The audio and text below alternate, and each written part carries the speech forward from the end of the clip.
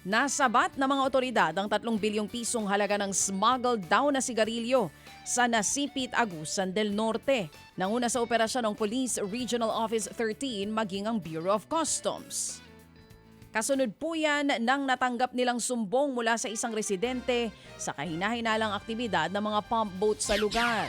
Nadiskubre ang higit 50 container vans na may laman na iba't ibang brand ng sigarilyo. Patuloy pong investigasyon ng pulisya para malaman kung sino ang nasa likod ng smuggling. Sugatan naman pong isang pulis sa pagbangga ng sinasakyan niyang motorsiklo sa truck sa Leganes, Iloilo. Sa investigasyon, biglang nag-U-turn ng truck kaya nabangga ang motorsiklo. Nadislocate ang braso ng pulis dahil nga po sa nasabing disgrasya. Nadala na po siya sa ospital at patuloy na nagpapagaling sa ngayon.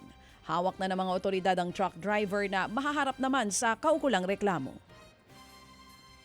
Sa General Trias, Cavite, biglang binatukan ng isang lalaki ang isang lola.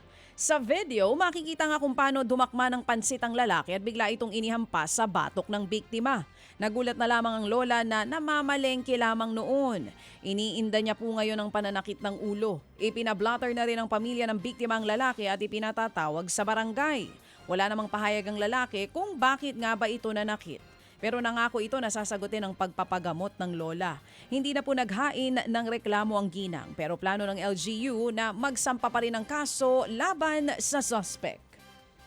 Mga kapatid, patuloy po kayong tumutok sa 105.9 True FM para sa totoong balita, impormasyon, music and entertainment. Mag-subscribe sa aming YouTube channel at podcast at sundan nyo kami sa Facebook, Instagram, X at TikTok sa True Network PH. Bisitahin din po ang aming official website, truefm.ph.